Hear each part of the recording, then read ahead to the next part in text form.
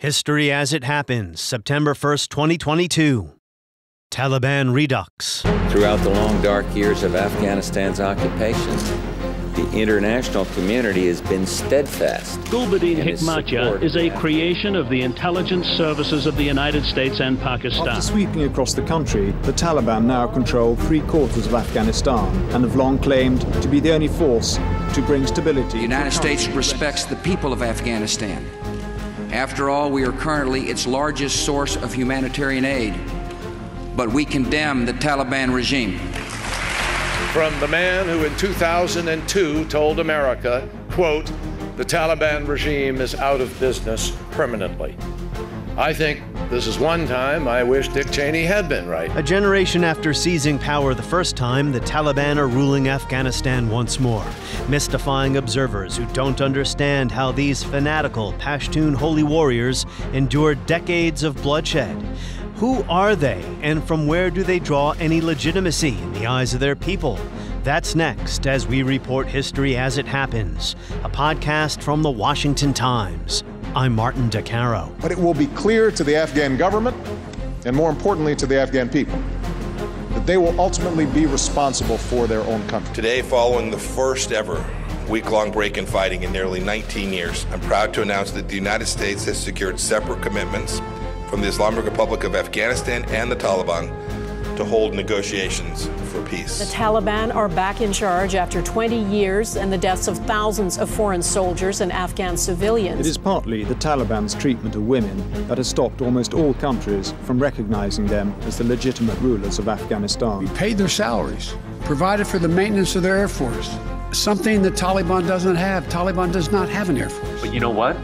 People who study the Taliban kept saying that every year, the Taliban's overall fighting strength was growing bigger. Well, I don't think a bloodbath is in anyone's interest, and I think if we had a catalytic role, I would hope it would be, along with others, working towards reconciliation. When President Bush spoke to reporters inside the White House in mid-February 1989, expressing his hopes for Afghanistan after the Soviet withdrawal, that was 5 years before any American official became familiar with the name Taliban. Discrimination is over. Time for bloodbaths is over. And I would like to see the various factions get together and come up with recommendations that would... In 1992, the communist regime in Kabul fell, leading to a bloody civil war among the Afghan factions that had fought the Soviets. One of the most powerful warlords was Gulbuddin Hekmatyar, a favorite of Pakistan's military and intelligence services, who wanted a Pashtun victory in neighboring Afghanistan.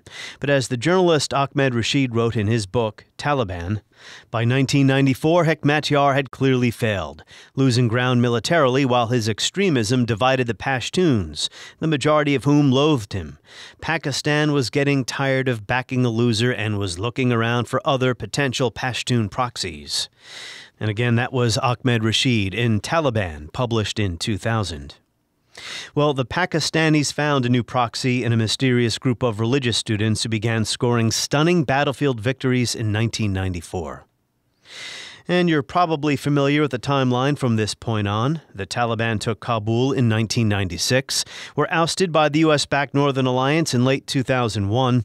The U.S. mission in Afghanistan then drifted into something of a nation-building enterprise as the Taliban made a comeback, refusing to cooperate with President Obama's plans to wrap things up by 2011. These additional American and international troops will allow us to accelerate handing over responsibility to Afghan forces and allow us to begin the transfer of our forces out of Afghanistan in July of 2011.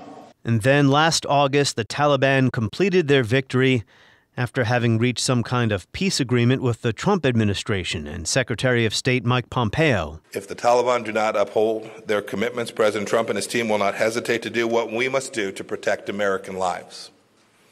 If, on the other hand, the Taliban abide by their promises, the United States will undertake a responsible, conditions-based troop withdrawal. With a new president in the White House, the Taliban swept to Kabul in a drive reminiscent of the mid-1990s. The truth is, this did unfold more quickly than we had anticipated. Through all this time, it seems the Taliban were poorly understood, or maybe it's simply been difficult to figure out why they have endured when so many other factions did not. It's not like power was handed to these fanatical holy warriors who were able to withstand the military might of the United States. If the Taliban are a mystery, then we're overdue to try to learn something about them, to demystify. Andrew Watkins is a senior expert on Afghanistan for the U.S. Institute of Peace. He's worked in the country in a number of roles, studying the war, the Taliban, and the people caught up in the whirlwind. Andrew Watkins, welcome. Thanks for having me on, Martin. So, Andrew, before we dive into the history here, I would like to ask you, what brought you to this subject? My first encounter with Afghanistan was actually, it was over 15 years ago now. It was as a very young and green U.S. soldier. My first deployment overseas was an Afghanistan trip. And I think the first thing that stood out to me is something that caught a lot of young soldiers' eye. And it was how similar Afghanistan feels to the southwestern United States in terms of geography, the feel of the country. It feels like God's country in a pretty awe-inspiring way, but also alien because you're a young person and you're halfway around the world and you really, often aren't quite sure what you're even doing there. The sense of the alien in Afghanistan as a landscape is only exacerbated when you're talking about U.S. military personnel, because so many of our folks in the U.S. military who've spent time there over the last 20 years, it's not very easy the way that military mission was conducted to connect with Afghans themselves. So you're in this place and it feels vaguely familiar, it's awe-inspiring, it's gorgeous, but you're also not really getting to know it either. It's always been my view, based on what I've read, because I've never been to Afghanistan, that American soldiers look like space aliens in camouflage and night vision goggles. To the people of this tribal society, we often view the Taliban as somehow being foreign or not belonging because of the way they rule the country, but it was American soldiers who looked out of place. Do you agree with what I'm saying here? You would know better than me. I think what's so wild about having the U.S. military and so many other elements of a U.S. intervention on the scale that we operated in Afghanistan, diplomats, contractors, the private sector, but obviously our military is the backbone, is that you can both come in completely alien and by the time you leave, that sense of being alien never went away. But you've also melded with people at an individual level, at a cultural level. There's a joke among people who have spent a lot of time in Afghanistan that, the residue of the American occupation isn't so much what we tried to train the police or their armed forces or the government to do, but that it's UFC fighting and energy drinks. The shelves of Afghan supermarkets and even local market stalls are still lined with these, incredibly unhealthy, oftentimes off-brand energy drinks. That's because of what we brought. And so there's been a lot of melding going on, but it's true. The fact that you're alien and you're not from there never really goes away. And I think embedded in that truth is part of the reason why so much of what we tried to do crumbled so quickly. We'll return to these perception issues a little bit later. Let's begin with the history of the Taliban. We're not talking about going back centuries here, although maybe in some respects we are because of their worldview, wanting to create this Muslim or Islamic utopia. But if you had said Taliban to an American official in, say, 1989 or 1990, they would have said, huh? Who's that? The Taliban don't really emerge until 1994. During the civil war in Afghanistan. They were one of many factions. Pashtun madrasa students from Kandahar primarily, right? That's right.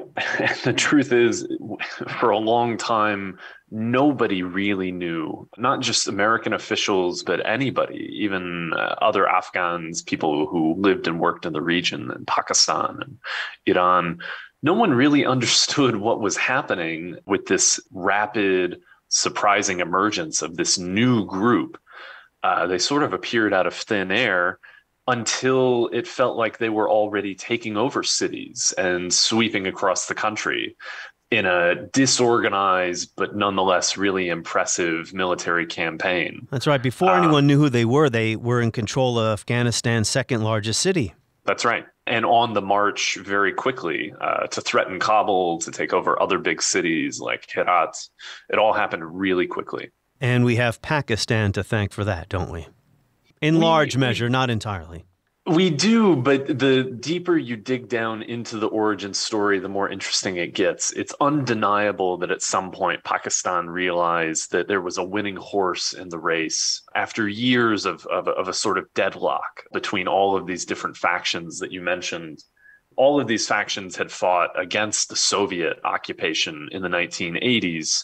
And the problem was, by the time that the Soviets withdrew, and by the time that these different groups of, they call themselves Mujahideen parties, holy warriors fighting a just war, by the time that the Soviets finally withdrew and they were victorious, they not only weren't very just anymore, and they were carrying out a lot of abuses locally on their own, but they had also all become so weak equally across the board that they were kind of fighting for table scraps. And I think a big part of the reason why the Taliban were able to step forward the way they did is that there was a power vacuum.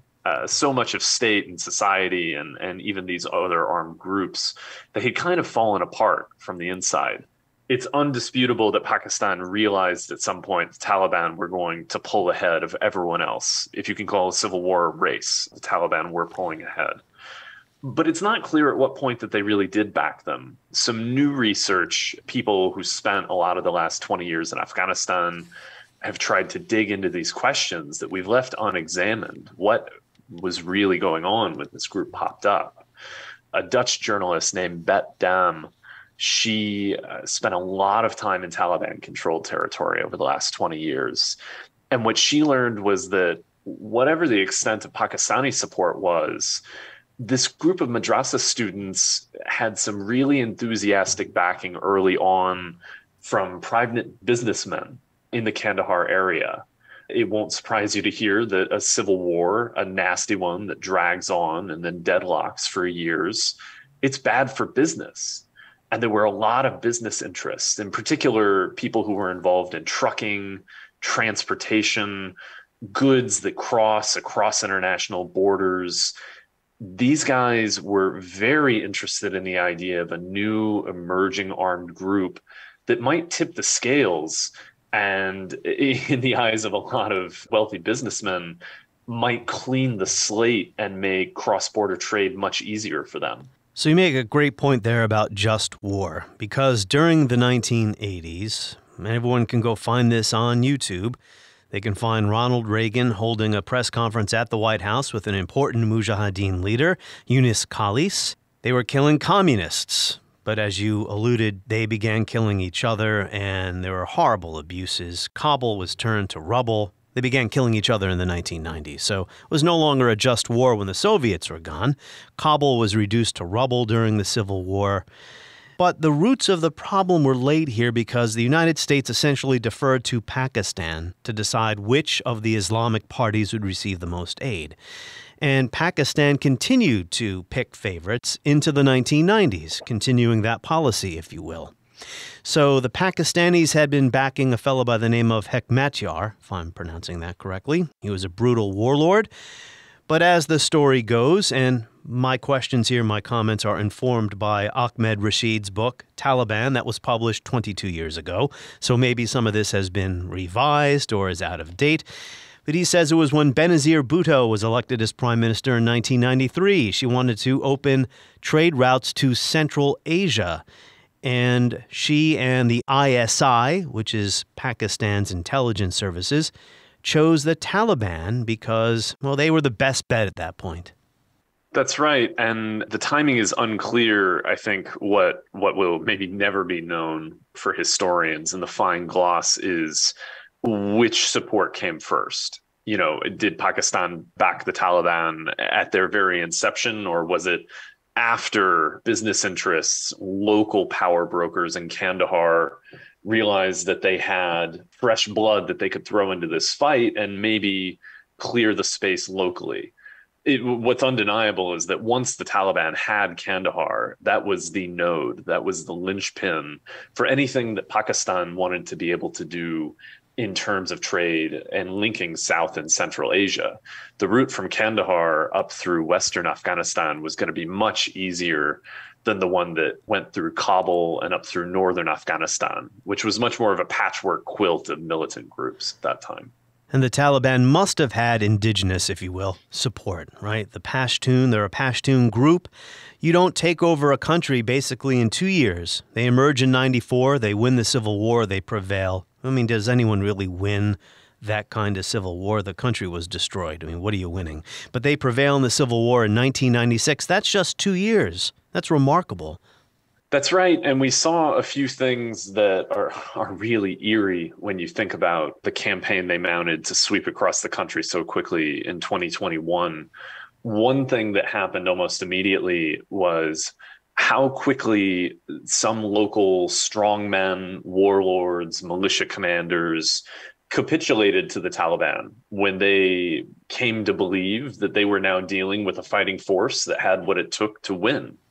And people want victory and an end to the fighting and some kind of stability, right? That's right. And there was, at that point, everybody involved in Afghan politics or conflict was, if they were still around, they were a survivor. And they understood what survivalism meant.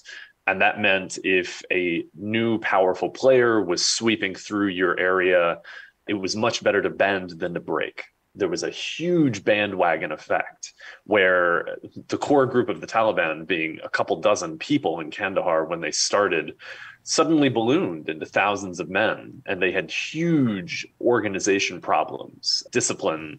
There really was none. And the other complication is we have to remember how many millions of Afghans were still living in refugee camps across the border in Pakistan at that point. And so you have a historical truth that bleeds very quickly into conspiracy theory, which is a lot of the networks of Taliban madrasas and religious training and the family and clan and tribal ties that they drew on indigenously inside Afghanistan. They were also able to tap into, at the time, people sitting in parts of Pakistan across the border, because there were just millions of Afghans who were there. And so you had streams of people coming into Afghanistan from Pakistan to join the Taliban's fight. How many of them were Afghans? How many were some kind of support from Pakistan, the state or otherwise? I mean, that gets really fuzzy. And the madrasas were there on the border, right? I mean, these were created by Pakistan's Islamist leader in the 1970s. Was it al-Zuq? I'm not sure I'm getting that name right. Zia al-Haq. Yeah. Zia al-Haq. Thank you for correcting me there. But yeah, the madrasas were on the border as well. Border region. It's true, but I mean, it was certainly enabled by Zia, but I mean, it was such a complicated picture to just put it on Pakistan. They were happy to encourage that, and they saw it as useful in all kinds of ways. But there was a lot of Afghan indigenous work to set those madrasas up as well. Hekmatyar, who you mentioned, he fed his own little private army, which was really formidable. We're talking tanks and thousands of rockets and all sorts of an arsenal. He fed his recruitment through madrasa systems in these refugee camps.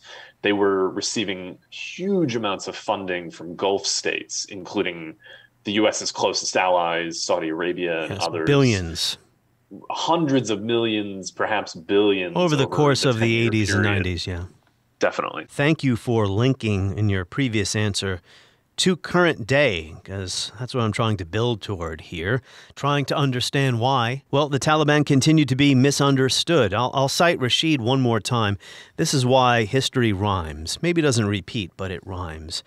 Page 178 of his book, he's referring to Robin Raphael, U.S. Assistant Secretary of State for South Asia, and this is in the mid-1990s.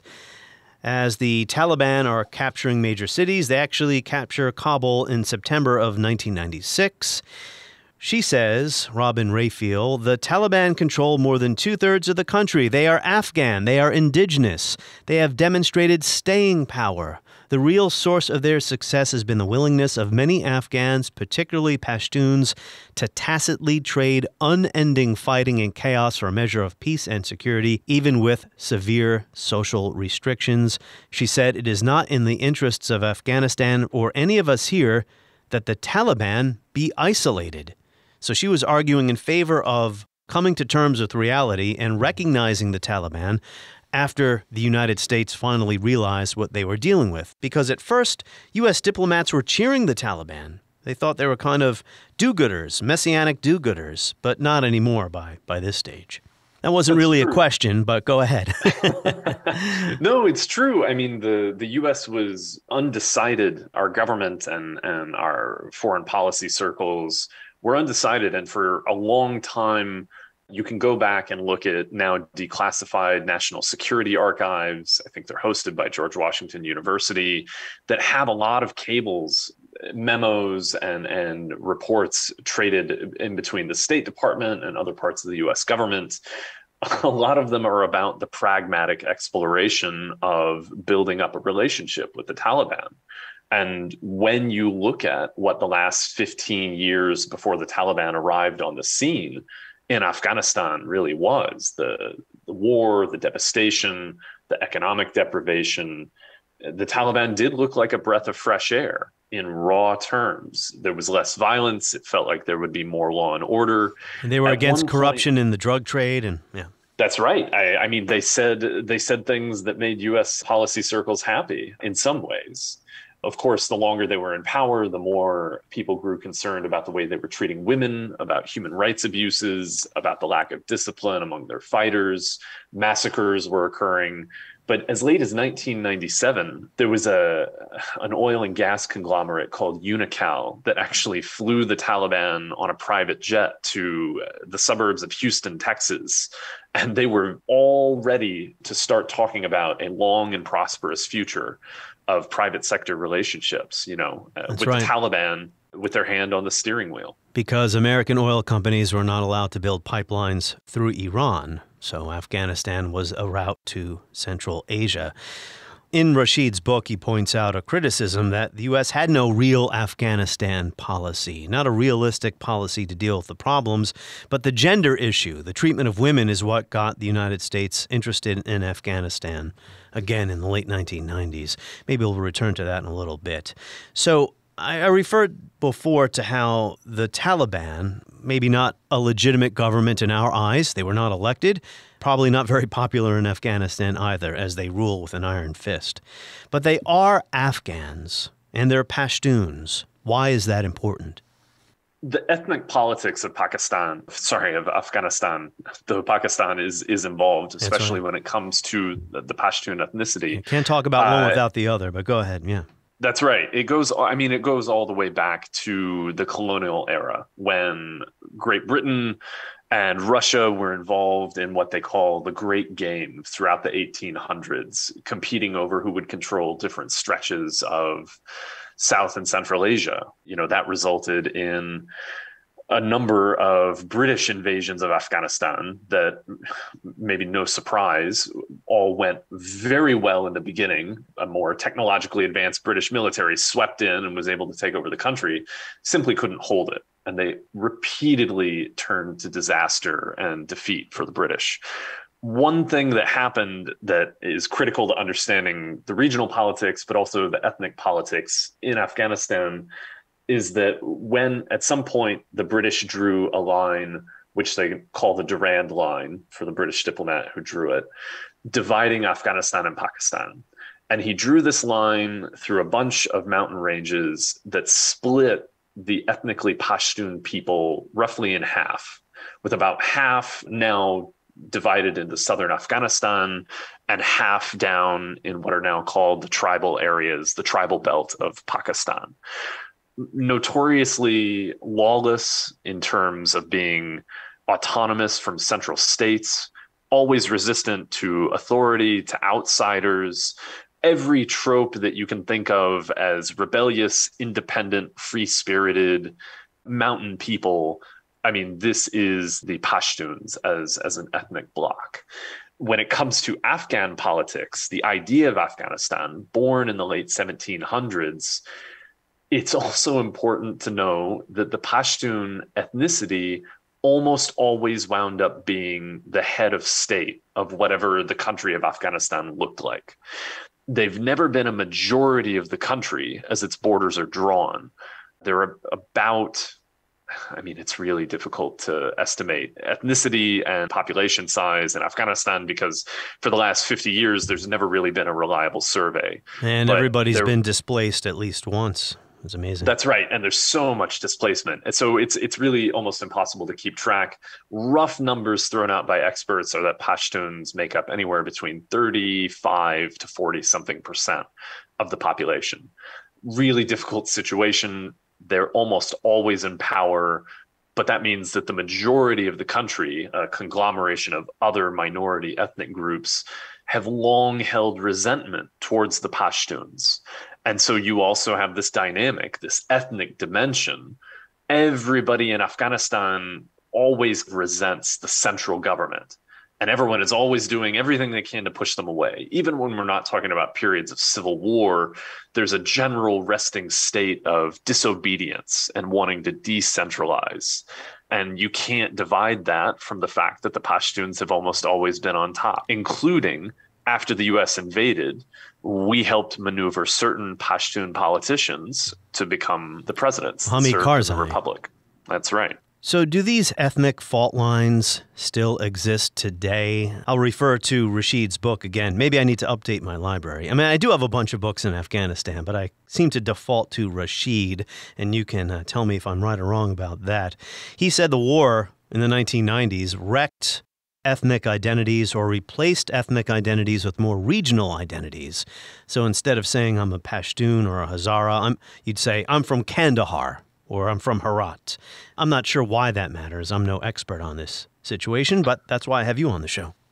No, I think it's a really important insight, and it shows how immersed Rashid was at the time. There are other folks who have written about this. The academic and Afghanistan expert Barnett Rubin, the title of his book from the 90s and around the same era was The Fragmentation of Afghanistan. And he didn't just mean politically, he meant as a society. He was getting at something very similar.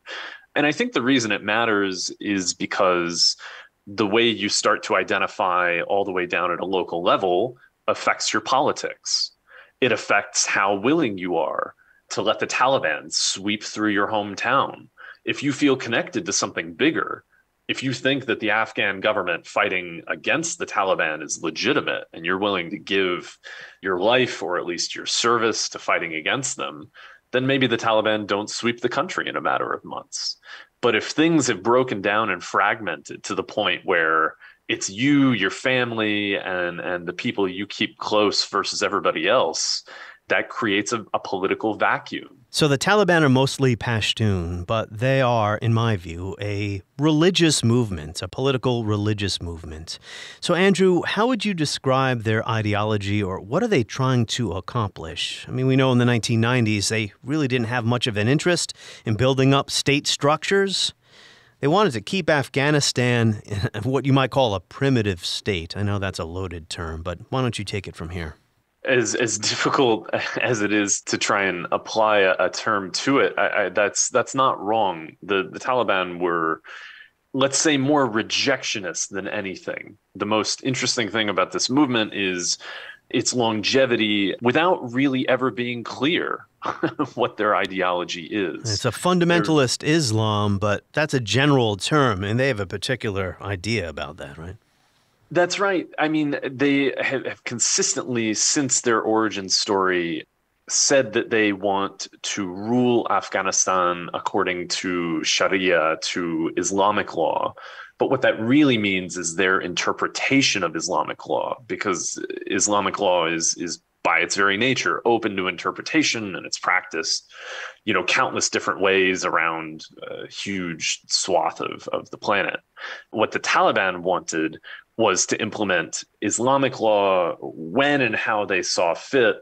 But what wound up happening in practice is a lot of that had less to do with Islamic law and more to do with what they were comfortable with as Pashtun cultural norms and traditions that are local to the parts of Afghanistan they come from. And that's where all of the ethnic backstory of Afghanistan and the resentment of everyone else in Afghanistan towards the Pashtuns really came into play, because you saw from the very beginning the Taliban would bleed in. It's something that they still use in their propaganda even to this day, and they did all through their insurgency the last 2 decades. They have a kind of rhetorical seesaw that they use where they talk about Islamic values and Afghan values. And if they're not able to clearly define where something comes from in an Islamic tradition, they tell you that, well, in this instance, we mean Afghan values, and vice versa. When Afghans protest that they live in plenty of different other ways around the country, they'll say, well, you're just not following Sharia on this one. That's a great point, because it's not just a Taliban thing. It's a tribal, rural society. The Taliban's antipathy toward women and female education. So when you were answering there, I thought of how the Soviet or the communist state in Afghanistan alienated the countryside in the late 1970s because they were moving too fast on a literacy program. For women. I want to emphasize the idea that the Taliban are rejectionist more than anything. Mm-hmm. Their ideology is vague when they talk about what they want the state of Afghanistan to look like. They've never really nailed it down. They don't have a single foundational document that explains what they believe in or what they want to see happen, much less something formal like a constitution. What they do have is a very clear agenda for what they believe is corrupt, what they believe is impure, and what they want to get rid of. And that starts all the way back from attempts, even predating the Soviets, to be honest. In the 50s and 60s in Afghanistan, you had a series of monarchs who tried to modernize, and they were able to do so in the bigger cities and in urban bubbles. But the more that stretched out into the countryside, the more resistance they had from a very underdeveloped rural society. You may have caught the New York Times Magazine from mid-August, an article by Matthew Akins. He visited Afghanistan. He did a marvelous report on the school issue. I'll have you respond to this paragraph here. Opposition to girls' education among the Taliban was rooted in a particularly strict interpretation of traditional gender roles practiced in rural Afghanistan. It was this vision of a virtuous village lifestyle where a woman's place was at home that the Taliban tried to impose nationwide in the 1990s. But over the past 20 years, millions of Afghan families, some of them Taliban supporters, experienced firsthand the economic and social benefits of educating their daughters. The country had modernized, a fact that many in the emirate understood. So for months, the issue was debated, the issue meaning whether to reopen the schools this year, by the interim cabinet, an all-male group composed of Taliban stalwarts. Matt captures this very well. He's a friend, and I've learned a lot from his reporting over the years. He takes a very similar frame to a lot of my recent written work on the Taliban. I really think that the schools issue tells us more about how they've struggled to try and become a government than any other issue. Because there's a split within the Taliban, right? We're talking about them a bit monolithically here. You can blame that on me for my questions. But there were people in Kabul who were ready, actually, to reopen the schools. So I guess we're talking about high schools. And then the Shura, or the council in Kandahar, vetoed it at the last minute. What's going on there? Try to help us understand how this government functions. The short answer is the Taliban don't really have a good plan for how this government functions. And by all appearances, they're still making it up and making adjustments every day as they go along. It's incredibly unpredictable. It's confusing everyone who's still trying to engage with the Taliban, whether it's diplomats, whether it's people who want to keep the private sector chugging along, as bad as the economy is there now. What's going on there, I think it's important, without taking too much of a detour, to step back and talk about this idea of referring to the Taliban as monolithic, because they're definitely not. And they've also been through 25 years of ruling the country with an iron fist, but then the majority of it as an exiled and as a hunted militant movement. And you can imagine what that does to the culture of this movement, always on the run, always being hunted. Always fighting a war. I mean, that's really what they're best at. Always fighting a war, viewing the world through the lens of threats and enemies and who's coming for me next. And so the level of suspicion and paranoia that guides the men who run this movement, their commanders down on the front lines, it's hard to overstate. And they do have differences among them. They always have. We have to step back and have a bit of perspective. The Taliban, as political movements and groups go in Afghanistan, are the most cohesive we've seen in the last half century. And so we can talk about the divisions and we can talk about the troubles that they have, but we always need to keep in the back of our mind that they've managed to hold together on a timeline when all other Afghan groups or alliances have fallen apart. Well, that's a great there's point. Something there. There's a staying power to the question of what's going on. But let me just add one point. I mean, they believe in Yeah. what they're fighting for, which is why they outlasted the Afghan army with U.S. air support, not just in 2021. We're talking about years of ferocious combat. Thousands of Afghan civilians and army members died. But go ahead. No, that's right. I mean, what we're really talking about here, and I said that they don't really have a detailed plan for what they want to do in the future. They've always been very vague about how they want to run the country. They'll obfuscate, they'll cloud the issue across the board when it comes to governing the country. What they did a long time ago, and what they've been very consistent about over the decades, is they trade clarity for simplicity. They'll make an issue ambiguous and they'll make it really confusing where they actually stand or how they're going to behave. That's as true when they're speaking to Afghans about what rules and laws are going to be as it is when they come and speak to foreign diplomats. But in all that ambiguity, they're sticking to the simplicity of that message that was powerful enough to get them through 20 years of war with a superpower.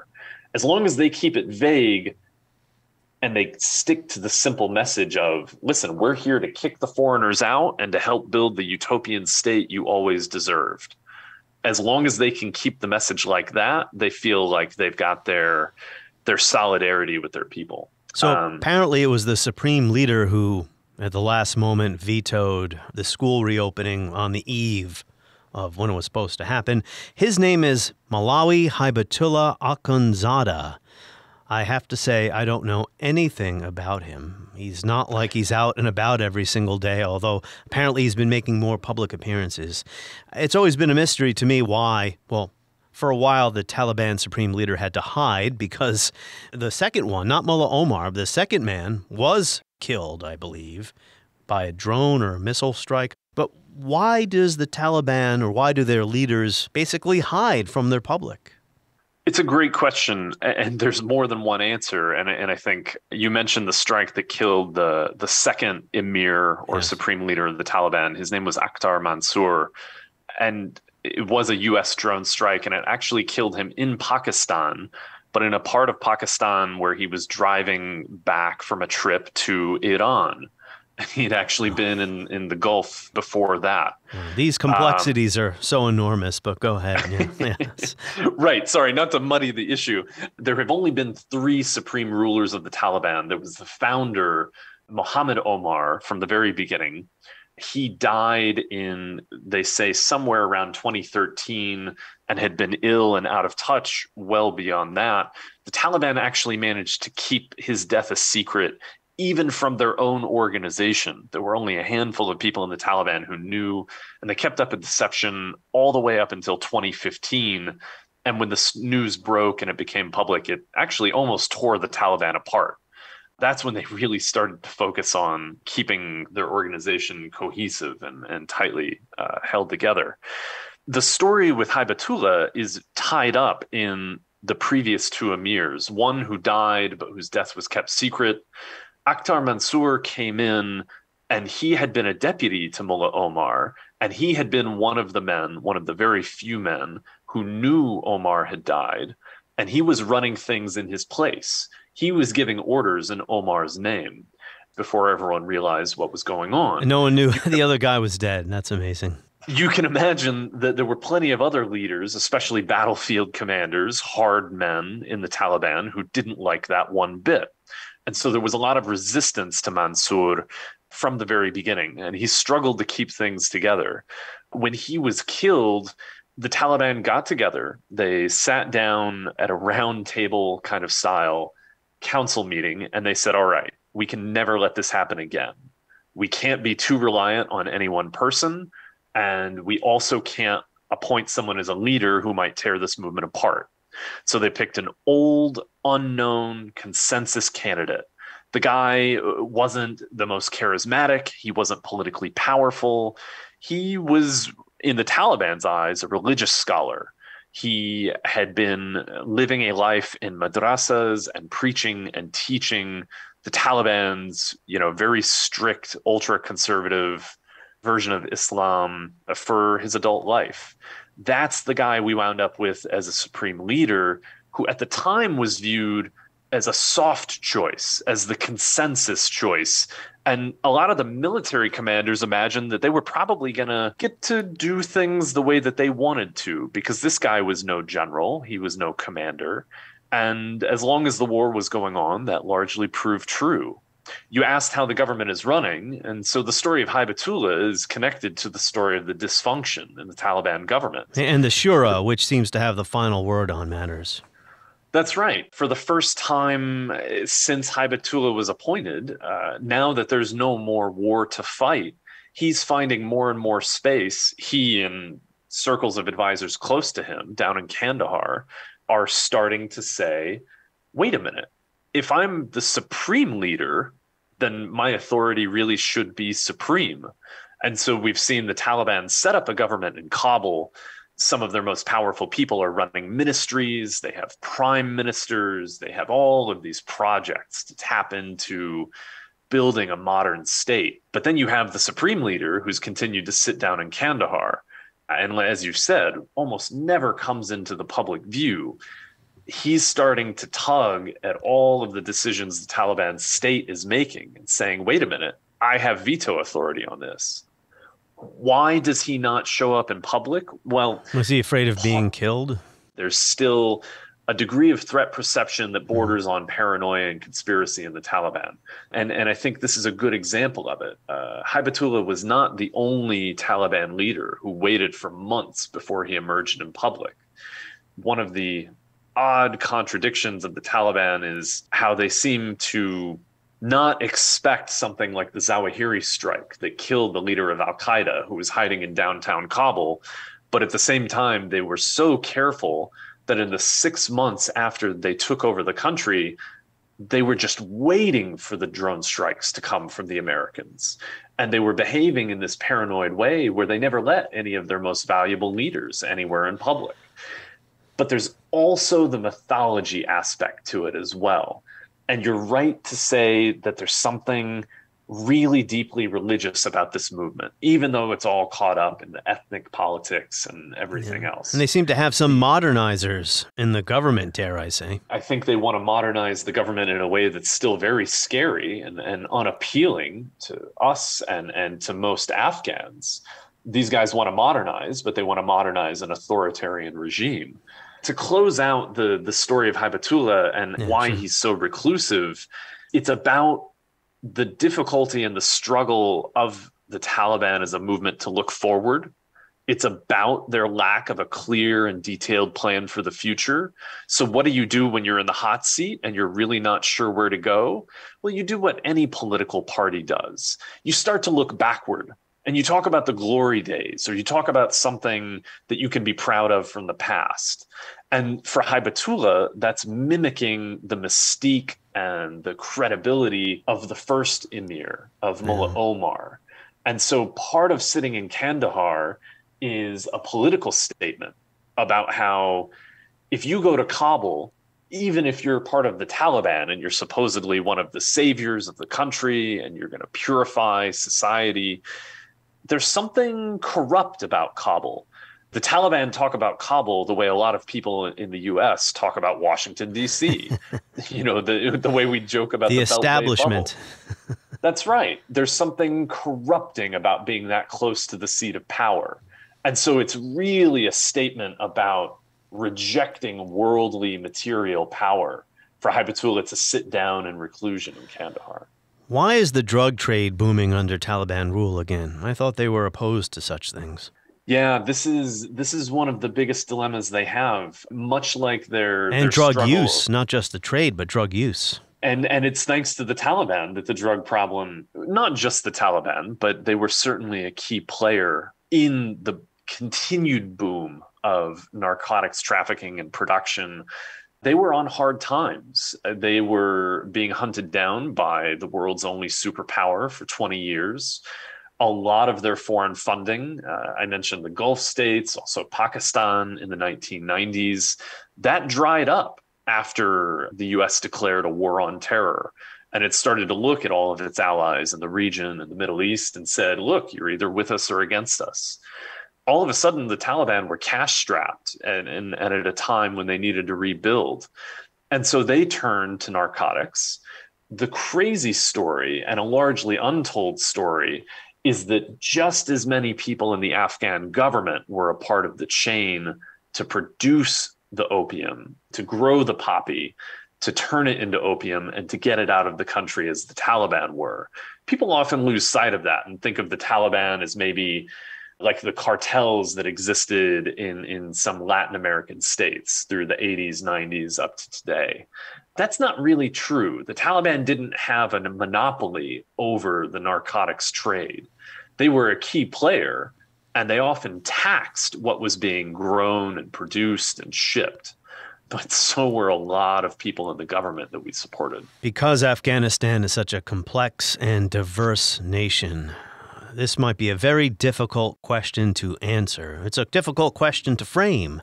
But what is public opinion or public sentiment toward the Taliban now, or maybe in different parts of the country?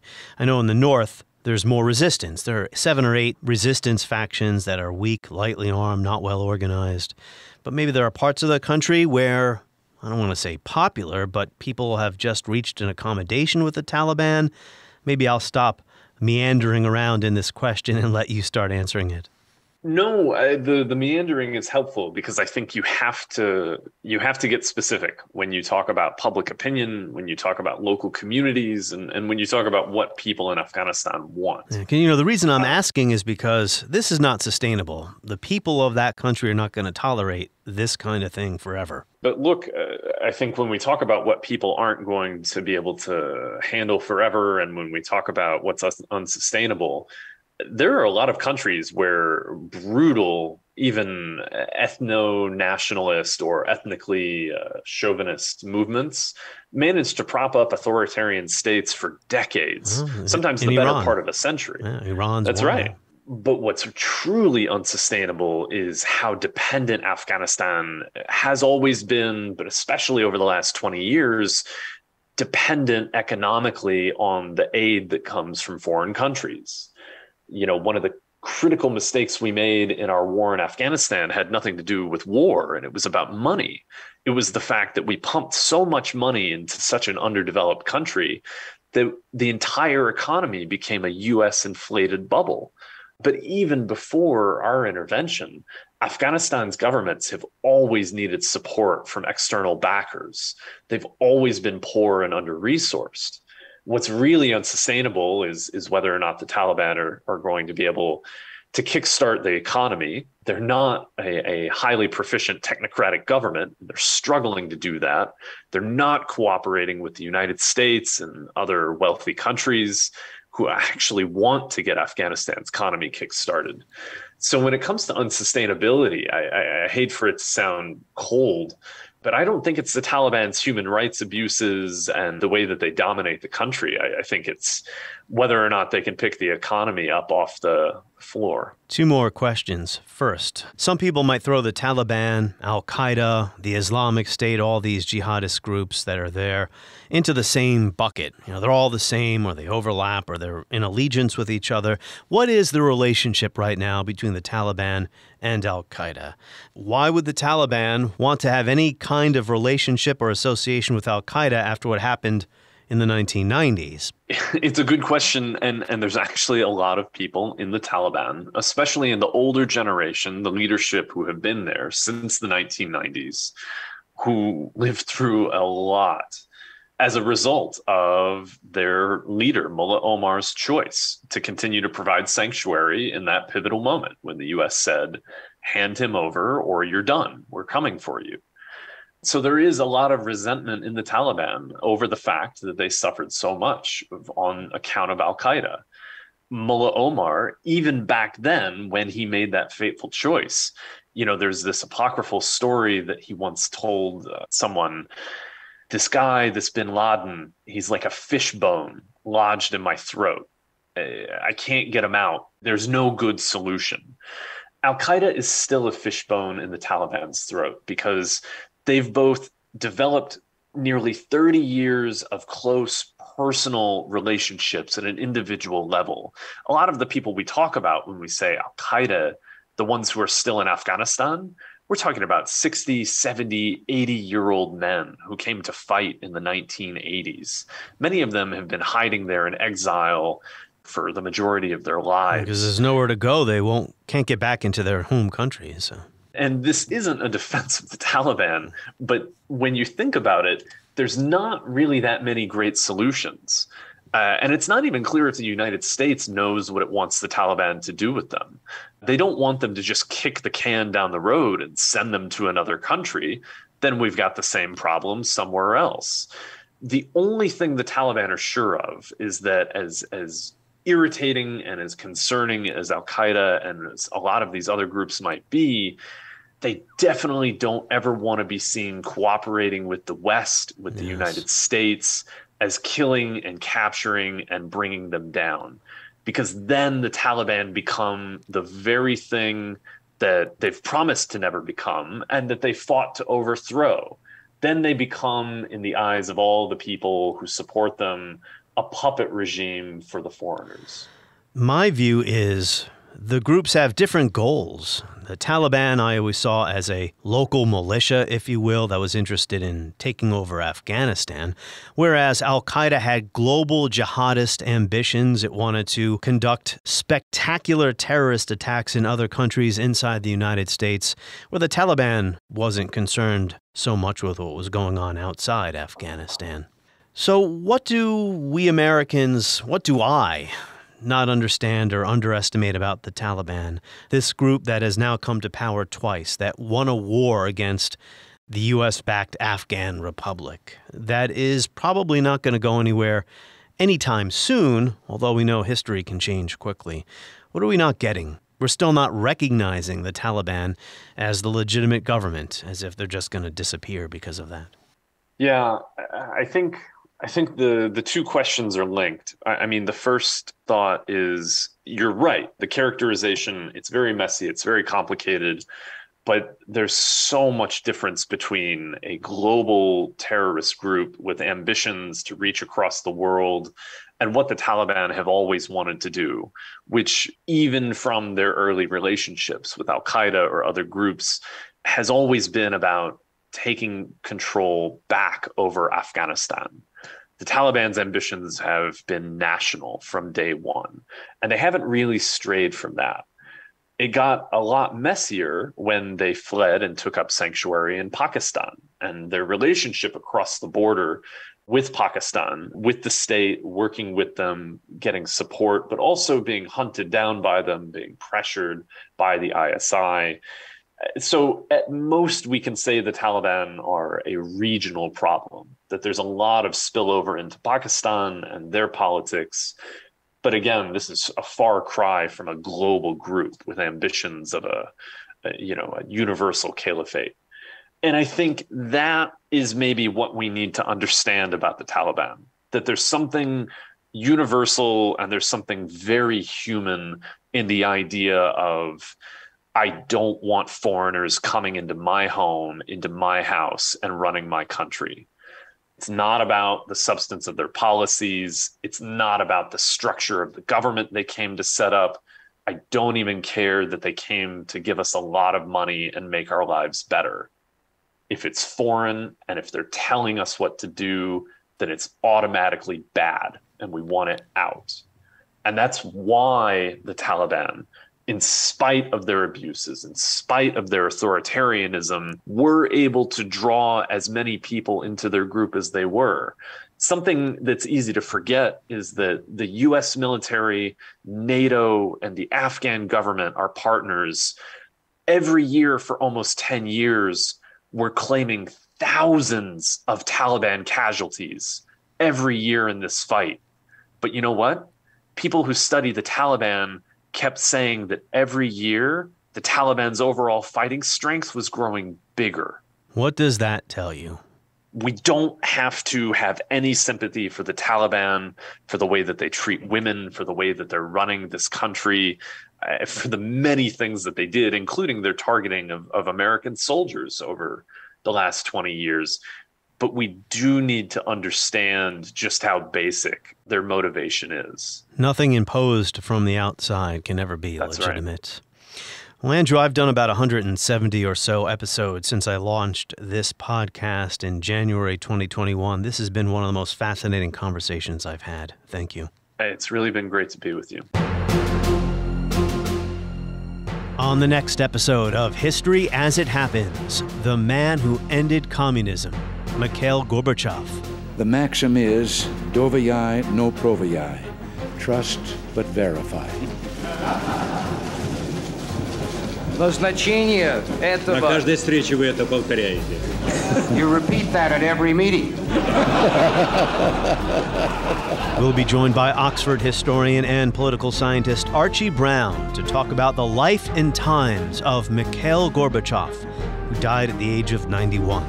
That's next as we report History as It Happens, a podcast from the Washington Times.